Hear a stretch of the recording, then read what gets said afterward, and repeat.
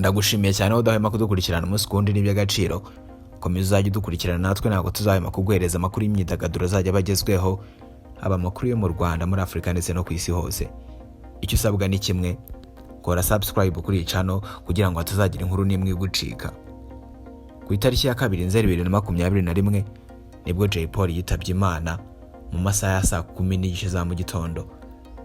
Ku itariki ya 5 Nzeri 2021 icyo gihe hari ku cyumweru nibwo Jay Polly yashyinguwe mu irimbi rya Rusororo.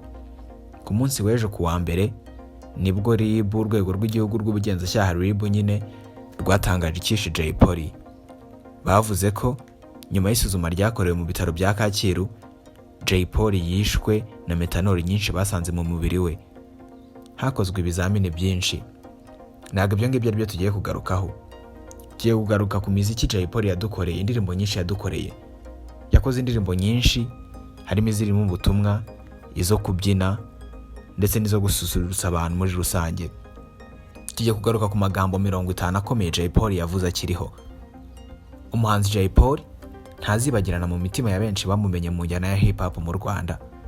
Urupfu rw'uyu muhanzi rwazamuye amarangamutima y'abatari bake bakoranye, abahuye nawe, abamukunze mu muziki ndetse n'abo babanye. Muri iyi nkuru tugiye kurebera hamwe amagambo 50 yakunze kugaruka mu ndirimbo za Jay Polly zitandukanye, twafata nk'ubutumwa bukomeye ku bantu muri rusange. Amagambo 50 Jay Polly yavuze yabereye benshi akabando k'iminsi. Jay Polly yaravuze ngo njya numva bivugisha ngo rap ni yabarara, ngo niba abahungu b'inyamirambo banze gukora, njye mvuka igikondo nkorera NY. Jay Polly kandi yaravuze ngo nta mugabo umwe, yewe nta n'umutwe umwe, ahari umugabo ntihagakwiye gupfa abandi. Yarongera aravuga ngo kana ka mama, njye utamenye njya nkuririra ncavuzwa cyane nuko utamenye icyo so yasize avuze. Kandi yaravuze ngo ntukiri mutoya ntiwayoberwa gukunda, ngaho ubura amaso tuyahuze umbwire icyo ubona, nta kindi my sister, nta marira atemba ndarizwa n'abakwibasira. Jay Polly kandi yaravuze ngo sinita cyane kuri gitera, nita ku kibimutera. Jay Polly kandi yarongera aravuga ngo biteye nka science na technology, n'ubufindo bumbwira ko wendeje imvura izagwa, ni umupfumu uzwi n'ubushobozi. Jay Polly kandi yarongera aravuga ngo uzabona inkangu zaciwe n'amarira ya Joshua arimo aririra imfubyi asengera abapfakazi bandagaye hirya no hino mu bisagara. Ntuzibaze ngo kubera iki isi nta mpinduka, hari hame ntakuka, bamwe barye abandi bapfe. Uko niko Jay Polly yavuze. Yarongera avuga ngo kuvukira Dobandi sinari nanze polyclinique, wenda byahereye aho ari ubushake bw'uwandemye. Jay Polly yarongera avuga ngo uyu mubumbe wikara gutya uzana n'ibyawo, nta cyagize itangiriro cyabuze iherezo. Umuntu ni nk'ivu serwakira zigahuha, wagenza bukeya umenye yuko uri mu bataha. Uko niko Jay Polly yavuze. Yarongera avuga ngo twubatse Akomeye, bubatse ku musenyi, ni nayo mpamvu ubona buri gihe bajegajega.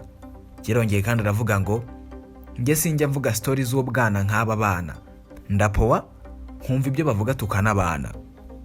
Jay Polly kandi yarongera aravuga ngo naciye akenge ndeba isi no mu nda yayo, nta mugabo wageze kuyo yashatse nta kuya. Yarongeye kandi aravuga ngo ndaseta ibirenge naho abandi bafite ibya mirenge. Arongera kandi aravuga ngo njye nkora ikindi ku mutima mbanje kugisha rurema inama. Jay Polly kandi yarongera aravuga ngo sinzigera ninya umuntu nkiri munsi y'ijuru.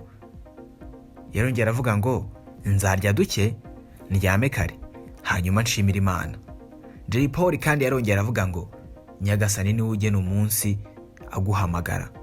Jay Polly kandi yarongera aravuga ngo ndabizi nzataha, wita umwanya unega iminsi, ntuzi itariki rurema muntu azanjyana. Jay Polly kandi yarongera aravuga ngo nk'umwikorizo w'amaganya ya rubanda, mvugira abakene bamwe bahoze mu mwanda. Jay Polly kandi yarongera aravuga ngo umugisha ube kubakunda urukundo mu bantu. yarongeye aravuga ngo umwijuto ni mubi cyane utera benshi guta umutwe. Jay Polly kandi yarongeye aravuga ngo iminsi ni imitindi, burya iby'isi birashira, wa mugani wa wundi binagenda tubireba. Jay Polly yarongeye aravuga ngo bamfata nk'umuginga, ku mutima ndi muganga, ni nayo mpamvu ugomba kuma kuri ayo mafaranga. Jay Polly yarongeye aravuga ngo ndabizi hari abatwanga, njye sindi cyabakanga, uzavuga nzakora. Jay Polly yarongeye aravuga ngo ujye ubaho uko ushaka, gusa twese turataha. Jay Polly kandi yarongeye aravuga ngo kwambara ikote buri munsi si byo biguha, twe n'abacu gukora bizaduha. Jay Polly kandi yarongeye aravuga ngo mwana w'umuntu, dore igihe niki, subiza umutima mu nda, ufite uwagukunze, bisaba gukomanga ugakingura, agutegeye amaboko ngo umusabe icyo ushaka. Jay Polly yarongeye aravuga ngo byaba bimaze iki kuba ufite ubutunzi, ubuzima bwawe ukabuharira iby'isi. Jay Polly yarongeye aravuga ngo iby'ubu turabisiga tugataha, njyewe nzisunga Yehova niwe utunze. Jay Polly yarongeye aravuga ngo reka twinywera amazi, ikuzimu ntayo. Jay Polly kandi yarongeye aravuga ngo abadapfuye barabonana, amin. Yarongeye kandi araririmba ngo jya urwana n'umusaraba wawe, nta muvandimwe mu murwa. Jay Polly kandi yakomeje agira ati uteza imidugararo mu rugo rwe ni koko umurage we nta kindi ni imiyaga. Jay Polly kandi yarongeye aravuga ngo ntihashimwe Imana ipangira umuntu ibikwiye. Yarongeye aravuga ngo tuzi neza ko iyi si turiho yamyeho, ko akenshi abadakenga batayirambyeho, ko abanambye ku kubana bayitinzeho, kuko kuyibaho ari intambara zihoraho. Yarongeye kandi aravuga ngo mu bigeragezo akenshi biduturukaho, tukarema udukundi tw'abanyamwigendaho, tubuzanya amahoro imyiryane ihoraho, tuti tuzabaho ari uko bamwe bavuyemo.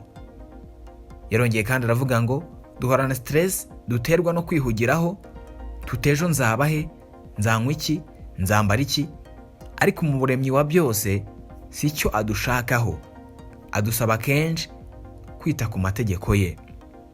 Jay Polly kandi yarongera agira ati mubanze mukunde bagenzi banyu nk'uko mwikunda, kuko ataboneka ahubwo aboneka ari nkawe.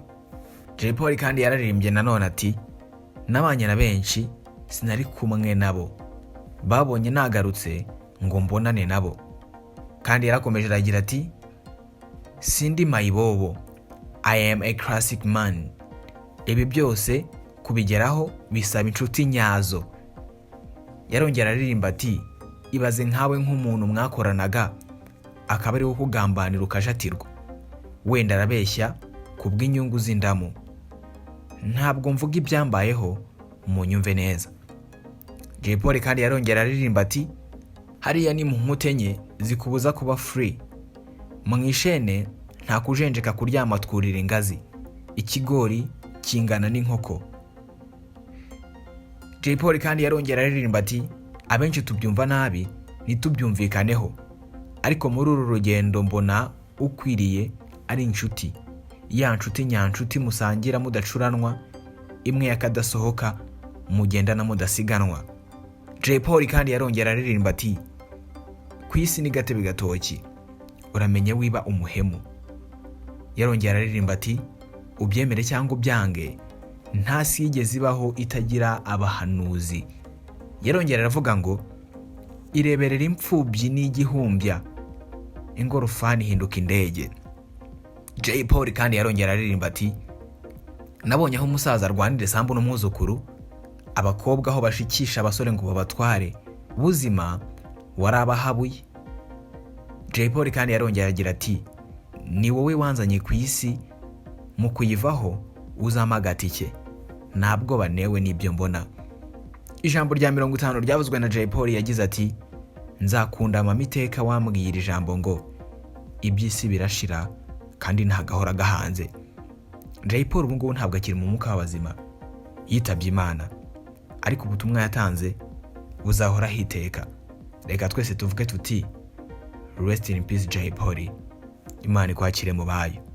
ngaya amagambo 50 yavuzwe na Jay Polly ari mu bwenge bwinshi, arigisha, ndetse uramutse uyakurikiranye hari ikintu nawe wakuramo. Komeza kugira ibihe byiza, Imana ikomeze kubana nawe. Amazina yanjye nitwa Ikwishimwe Emmanuel. Ciao, umunsi mwiza.